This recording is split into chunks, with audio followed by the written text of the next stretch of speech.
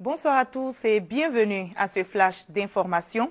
Direction le palais présidentiel. Le chef de l'État, Alassane Ouattara, a reçu aujourd'hui en audience le président du groupe NCA, Jean-Kako Diagou, par ailleurs président de la Confédération générale des entreprises de Côte d'Ivoire.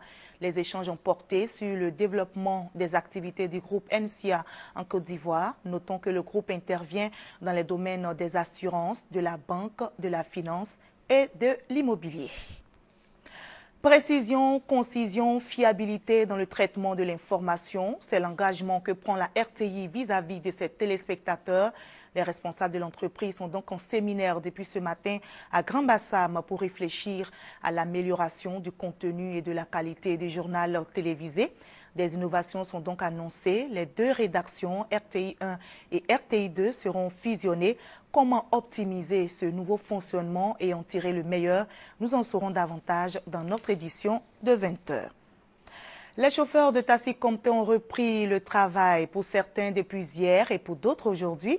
La grève qu'ils ont entamée lundi dernier pour protester contre la concurrence déloyale que les livres les voitures banalisées a été levée hier après une rencontre tenue avec le ministre d'État, ministre de l'Intérieur et de la Sécurité. Un dénouement salué par les usagers, nous dit Mamadou Kwasi. Fin de calvaire pour les usagers de taxi compteurs dans le district d'Abidjan. Les propriétaires et conducteurs de taxi-compteurs ont repris du service, mettant du coup fin à 3 jours de suspension de leurs activités. Cette reprise est le résultat de la médiation entamée par le ministre d'État, ministre de l'Intérieur et de la Sécurité, Ahmed Bakayoko. Ce matin, on a commencé le travail. Ce que le ministre a dit, s'il a retenu son parole, c'est très important parce que banaliser, ça nous fatigue un peu en tout cas. Ce qui nous amène dans le travail là, pour le moment, ça va. Il y a des moments, il y a client, il y a des moments, il n'y a pas client. Mais ici, il y a une autre personne qui t'amène dans le même travail là et qu'ils ne font pas la même tâche que vous. Donc vraiment, ça gêne. Pour les usagers du transport, c'est un véritable soulagement. Ça va bloquer un peu les activités. Tout le monde est content, quoi. Maintenant que le gouvernement trouve la première solution par rapport aux chauffeurs de taxi, comme le dit, c'est une concurrence déloyale, quoi. C'est à l'État de prendre ses responsabilités parce qu'on a besoin de tout le monde pour le développement de ce pays. Les propriétaires et chauffeurs de taxi-compteurs ont entamé cet arrêt de travail pour dénoncer, selon eux, une concurrence déloyale à eux menée par les taxis banalisés, servant les transports publics. Une préoccupation que l'État s'emploie à prendre en compte. Et en bref, hors de la Côte d'Ivoire, au Mali, cette catastrophe des pluies diluviennes qui se sont abattues hier sur Bamako, la capitale, font 24 morts, dont une grande majorité d'enfants de moins de 15 ans. C'est un bilan officiel, mais non définitif, selon la protection civile et la Croix-Rouge au Mali, qui annonce par ailleurs des personnes disparues non encore comptabilisées.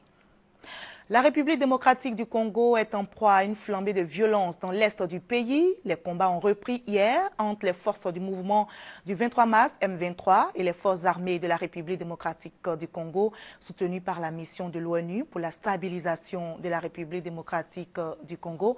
Un casque bleu a été tué, 5 autres ont été blessés lors de cette opération de soutien à une offensive de l'armée gouvernementale près de Goma. Une réunion du Conseil de sécurité de l'ONU devrait avoir lieu aujourd'hui même à la demande de la France. Alors qu'en début de semaine, une attaque occidentale contre le régime syrien semblait imminente, les États-Unis et leurs alliés, la France et la Grande-Bretagne en tête, temporisent depuis ce matin.